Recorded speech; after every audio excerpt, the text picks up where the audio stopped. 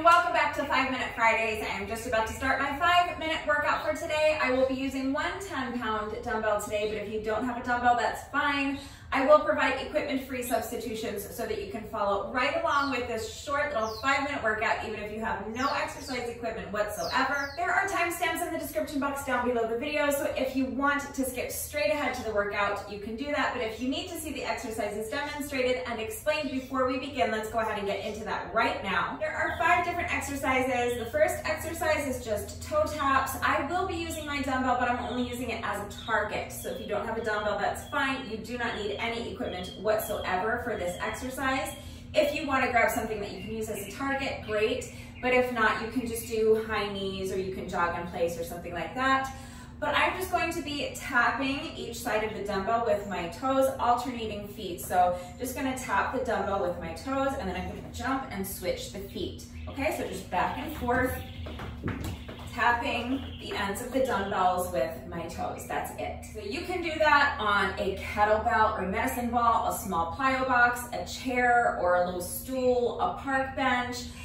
Anything you want to use for a target will work. And if you don't want to use a target, you can jog in place, you can do high knees, okay? Any kind of cardio exercise you want to will work, but without something to use as a target that you're physically touching, just jogging in place or high knees is totally fine. The next exercise is bus drivers. This is a super simple looking exercise, and it's super simple, but it's really tough.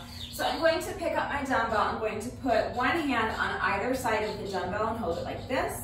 Then I'm going to hold it out in front of my chest with one hand on the bottom, one hand on the top. And then I'm just going to rotate and switch the position of my hands. And you're just going to continue rotating counterclockwise and clockwise, back and forth, switching the positions of your hands with each rep so that it's like you are turning the wheel of a bus. For this exercise, I have my feet about shoulder width apart. My knees are soft, meaning that there's a slight bend in my knees, so don't actively try to straighten your legs. You don't want to lock your knees out. Keep a soft bend to the knees and tighten up your core, so make sure that your abs are tight and your core is engaged the entire time. And make sure that you're not letting your shoulders creep up by your ears. Push your shoulders down. If you don't have a dumbbell, a kettlebell or a medicine ball will also work for this. And if you don't have any exercise equipment, look for household items that will work, like a water bottle or a can of soup, or even something like a jug of laundry detergent. As long as you can find something that's not too heavy for you and that you can maintain a secure grip on throughout the exercise, any number of household items will work. So get creative and use what you've got. For reference, this is a 10-pound dumbbell, which is a good weight for me. It's quite challenging for me for this exercise, but it's doable, especially because we're doing short work intervals. But you may need to use something lighter or heavier. That's going to depend on your strength, on your level of fitness, what you have available to you, and how hard you're looking to push yourself today. So please consider all of those factors when choosing your weight and make the decision that is best for you. If you have nothing at all that's going to work for weight, or you just don't want to add weight to the workout, then you can substitute by incorporating some punches into any number of exercises. Here are just a couple of quick suggestions. If I was not adding weight to this exercise, I would probably choose one of these 2 exercises to do instead. So the first thing you can try is maybe just come down into a squat position and hold here, and then you can just punch, so that you're kind of mimicking the movement of the bus driver, because there's a rotation. So as you're down here in your squat, you're just gonna come down and hold. My palms are facing the ceiling, and then as I punch, I'm rotating my arm so that now as my fist is forward, the palm is facing down to the ground. And then as I bring it back, now this palm is facing up to the ceiling again. So there's a little bit of a rotation there. And it's quite challenging to hold that squat position while you're punching, even though the work intervals are short. So that might be a really good option. You could also do something similar with an ab exercise like sit-ups. So starting down on the mat, you can sit up and then twist and punch, twist and punch. So you're working your obliques a little, and you're also getting that rotation in the shoulder. So that is another option.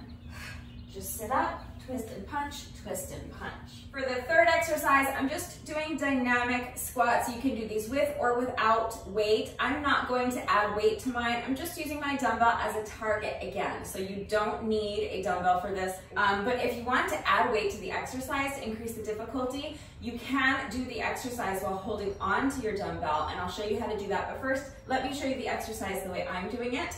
So my dumbbell is just on the ground in front of me. I'm starting with my feet together, and I'm just going to jump my feet apart as I sink down into my squat. And as I come down to the bottom of the squat, I'm going to twist and tap the opposite side of the dumbbell with my hand. And then as I return to my starting position, I'm going to jump the feet back together, alternating sides. So now I'm going to jump the feet apart again as I sink down into my squat, and this time I'm going to twist in the other direction and tap the other side of the dumbbell with the other hand, okay? The opposite hand of the one I started on, okay? And jump the feet back together. So all together it's gonna look like this. Jump the feet apart as you sink into the squat, twist and tap, jump the feet back together, other side. Just like that. So obviously for that exercise, again, I'm just using my dumbbell as a target. And you can use a kettlebell or a medicine ball or a household item as a target, or you can use nothing at all as a target. You can just do dynamic squats like this. You can reach straight down if you want, or you can twist and just reach to the side and imagine there's a target there. That's totally fine. If you want to use the dumbbell to increase the difficulty by adding weight to the dynamic squat, that is another option. And there are a couple different ways to do this. You can just hold the weight in front of you the whole time. So again, this would work with a kettlebell or a medicine ball or household item, and just do your dynamic squats like this, letting the weight come down in front of you and then bringing it back up in front of your chest as you stand.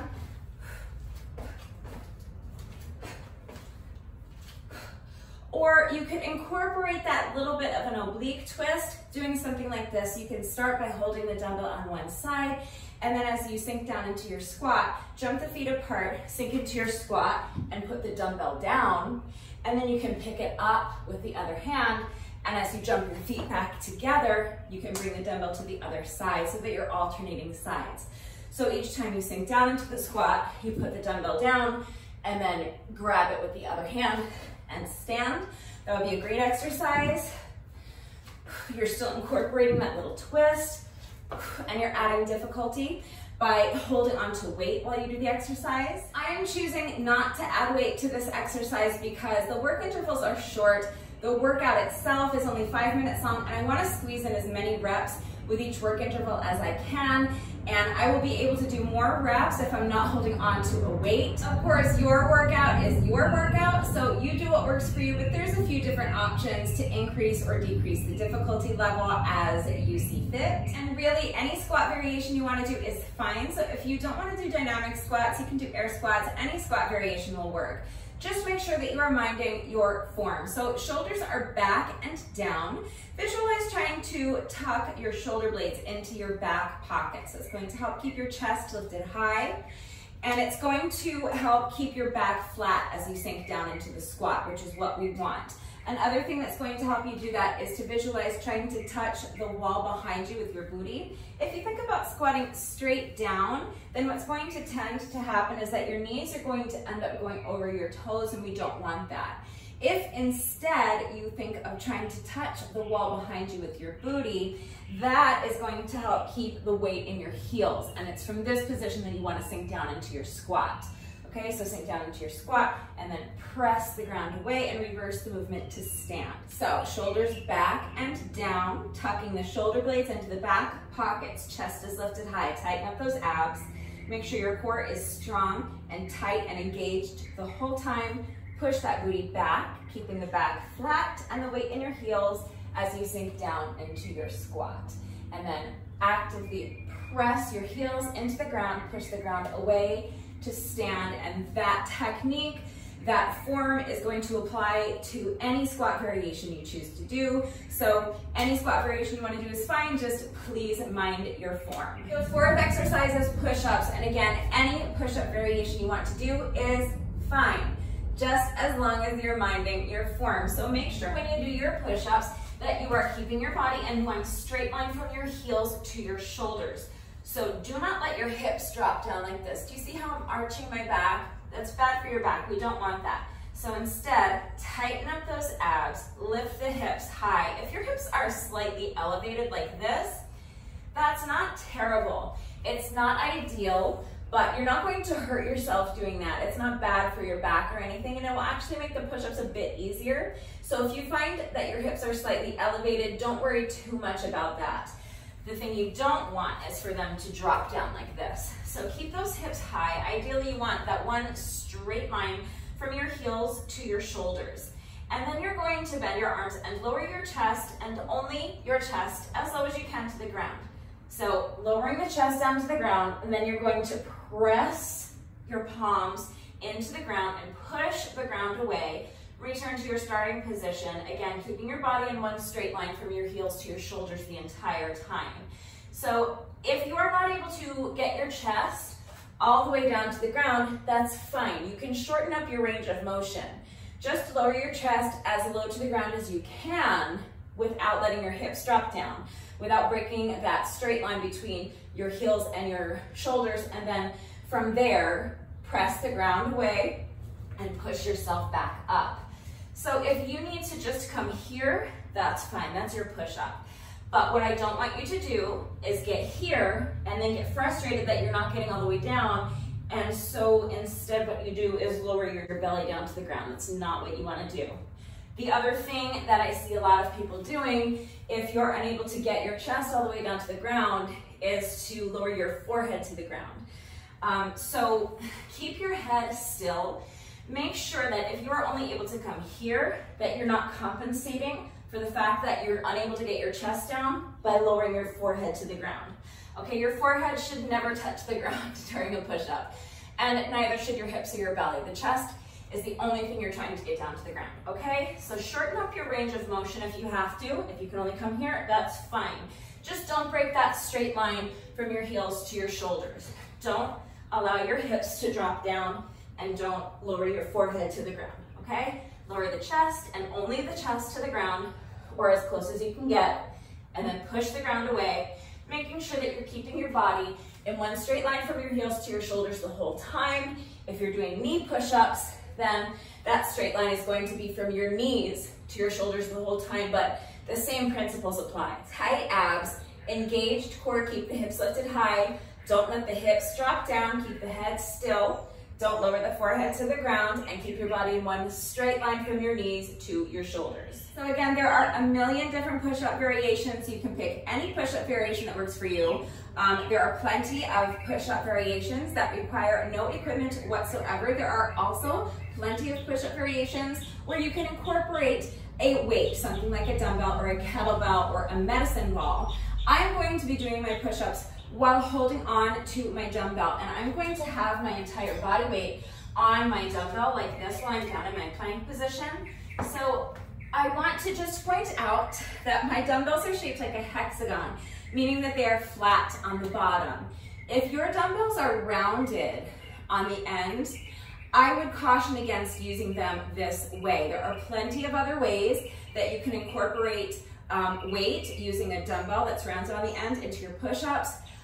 If you need help doing that, I'm right here to help, so don't hesitate to reach out if you have questions or if you need to see those modifications. But unless your weight is flat on the bottom, I would caution against using it the way I'm using it for my push-ups, because if your dumbbells are rounded here on the ends, or if the household item that you're using for weight is rounded, like a water bottle or a can of soup or something like that, it's liable to roll around on you while you are in your plank position with your body weight on the dumbbell or the household item, the can of soup or the water bottle, and it could roll around on you, cause you to fall and get hurt. I don't want anyone falling and getting hurt. So please use your common sense and be safe.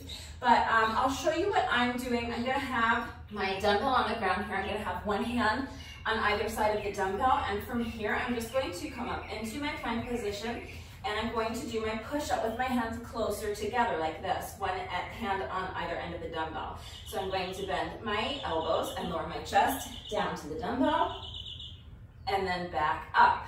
So it's kind of a challenging push-up variation. There is a similar push-up variation that you can try without any equipment. I'll show that to you real quickly. If you would like to try an equipment-free push-up variation that's similar to what I'm doing with my dumbbell, you can try diamond push-ups. They're quite difficult, but you can give it a try. This is how it works. You're going to put your hands together like this so that the tips of my index fingers are touching and the tips of my thumbs are touching. And in the middle, there is a diamond shape. And from this position, I'm going to put my hands down on the ground and I'm going to do a push-up with my hands touching like this. It targets your chest a lot more and it is quite difficult. So it just looks like this. My hands are together, my tips of my fingers, index fingers are touching, the tips of my thumbs are touching. There's a diamond shape in the middle of my hands. I'm going to bend my elbows and lower my chest down to the mat. And then I'm going to push the ground away and return to my starting position. That's a diamond push-up. And you can do that from your knees as well, of course. But really you can do any push-up variation you want. I'm just showing you that one because it's probably the most similar to what I'm doing if you want an equipment-free version of that. The fifth and final exercise is hop over. So I'm just going to hop over my dumbbell. So again, I am using my dumbbell as a target, which means that you can choose some other type of item to use as a target, or you can do this exercise without a target. It is super simple. I'm just going to hop over my dumbbell. So my dumbbell is on the ground. I'm standing to one side of my dumbbell with my feet together. I'm just going to keep my feet together and jump over the dumbbell and land on the other side. That's it. Alternating sides. So now keeping the feet together, jump up and over the dumbbell. Up and over, up and over. That's it. Again, I like to have a physical target because to me it increases the difficulty. When there is an actual object there, it forces me to make sure I'm getting my feet up and over something. There's an object that I have to clear, but it's not necessary. You can do the exact same exercise without actually jumping over anything. So for example, I have this line here in the concrete. I can just as easily jump up and over this line like this. You're just hopping side to side. If you have a physical object, I think it increases the difficulty a bit because it forces you to make sure you're getting your feet up and over something, but it's not necessary. So just pick a spot on the ground. You can put down a piece of tape, but anything that you can jump up and over, that's the entire exercise. So if you have a physical object, great. If not, just choose a line on the ground or something like that you can jump up and over. But that's it, that's all 5 exercises. Now here's the format. We're just going to go through that little circuit twice. I have my timer set for 10-second rest intervals, 20-second work intervals, times 10 rounds.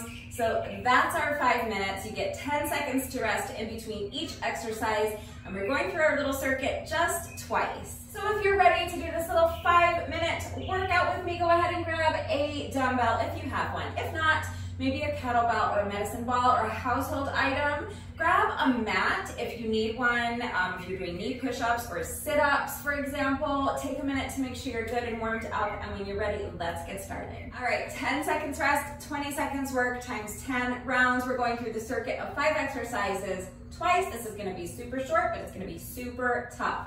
So starting, as always, with our 10-second rest interval so that we have a few seconds to get ready and we don't lose anything off of our first work interval. So I'm starting my timer now. This is 10 seconds to get ready, and we are starting with toe taps.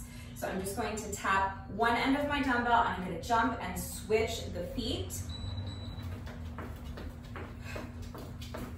for 20 seconds. As many reps as you can do in 20 seconds. They're short work intervals, and this is a really short workout, so do your best to keep going through the entire work interval if you can. 10 seconds rest. The next exercise is bus drivers, so pick up the weight. Make sure there's a soft bend to your knees. Keep those shoulders down.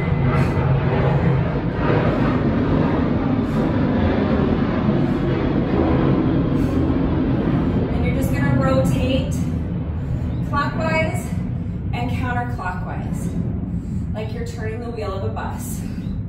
Don't let the shoulders creep up by your ears. weight down. So again, now I'm going to just use my weight, my dumbbell as a target. We're doing dynamic squats.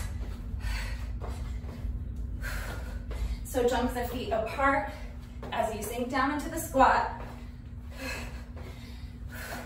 Twisting to tap the edge of the dumbbell on the opposite side, and then jump the feet back together as you stand.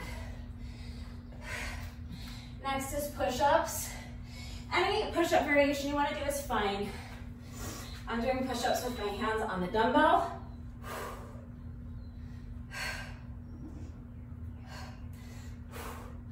Just mind your form.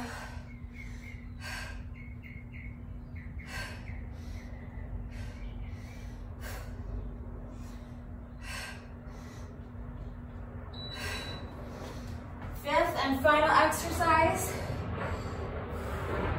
We're just gonna hop over the dumbbell.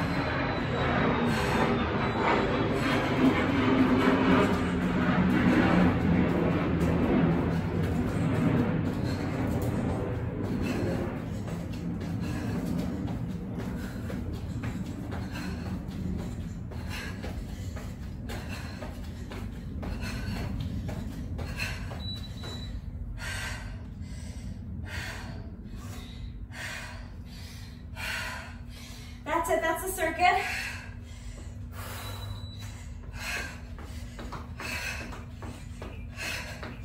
I'm just gonna go through that whole thing one more time.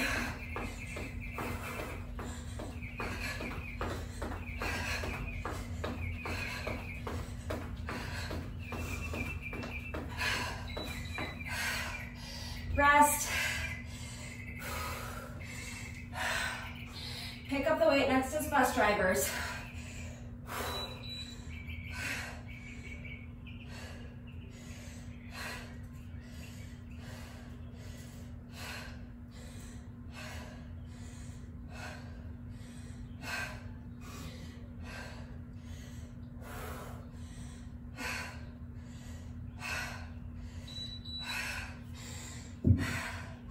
Put the weight down, unless you want to hold on to the weight while you do your dynamic squats. I'm just using my dumbbell as a target for these.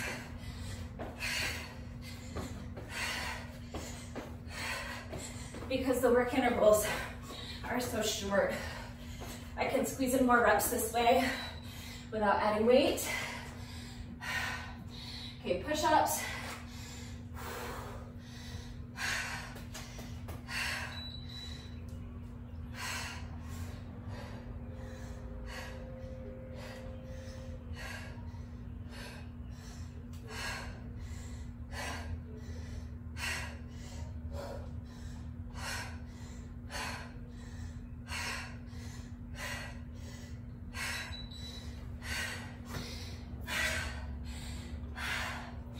Last exercise. So starting to one side of the dumbbell and just hopping up and over.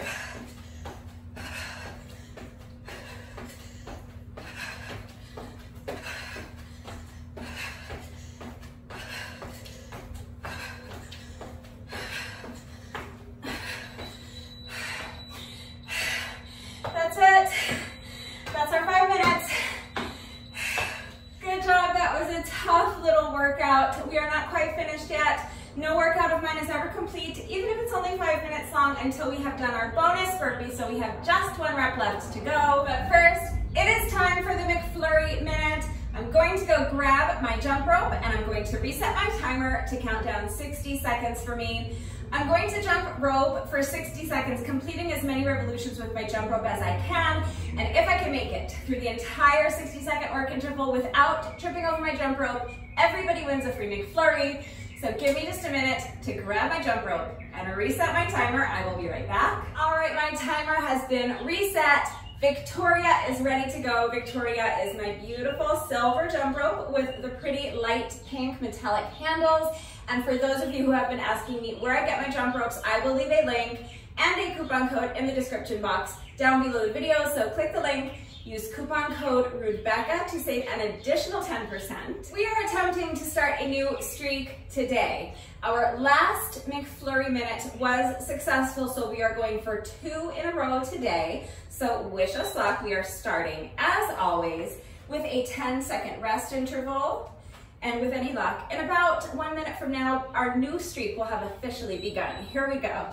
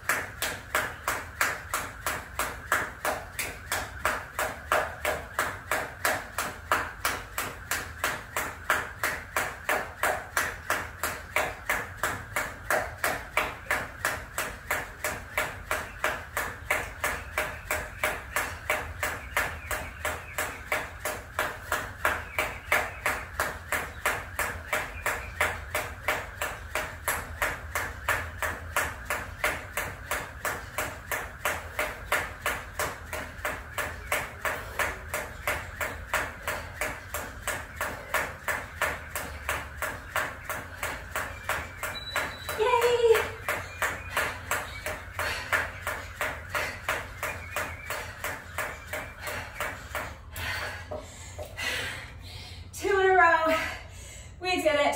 If you're wondering why I kept jumping rope after the beep, it's just because I'm always counting the reps in my head. And when the minute is up, I'm usually on rep like 170, 180, something in that neighborhood. So I figure why not just go ahead and do an even 200 reps. So that's why I keep going after the beeping stops. But nothing that happens after that beep matters. The only important thing is what happens during the McFlurry minute. And Victoria came through for us today in a big way. I did not trip, and that means that we have officially started a new streak. We have completed 2 successful McFlurry minutes in a row, and you guys, it is heating up. So ice cream for lunch sounds just fantastic, and not having to pay for it sounds even better. So thank you, Victoria, great job. And now we have just 1 rep left to go. Let's do our bonus burpee together, and then the workout will be officially complete. Here we go, final rep of the day when you're ready.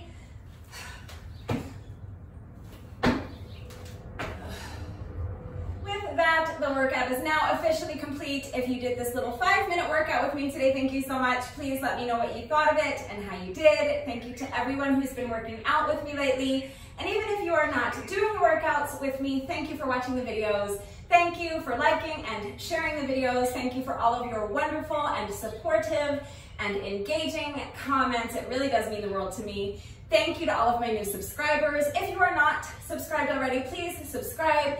And of course, a great big thank you to those of you who have been subscribed to my channel for years.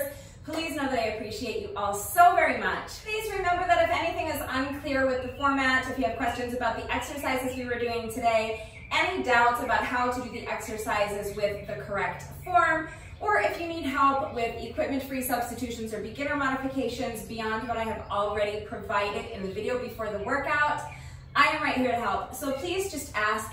It is extremely important that you understand how to do the exercises with the correct form before you begin the workout, so that you reduce your risk of injury, and also so that you make sure you're getting the maximum benefit out of each exercise. It is also extremely important to me that all of my workouts are always accessible to anyone and everyone who wants to do them with me. I'm always here to help facilitate that. So please don't hesitate to reach out if you have questions or if you need help. If you like these little 5-minute workouts and you would like to see more of them, please remember that I have an entire playlist of 5-minute workouts on my channel. I will link it right there, so click on that if you want to check out more of my 5-minute workouts. And we will be continuing to do these 5-minute Fridays for the foreseeable future. So I will be continuing to bring you at least 1 new 5-minute workout each week. That is going to do it for today, and I will see you all next time. Bye.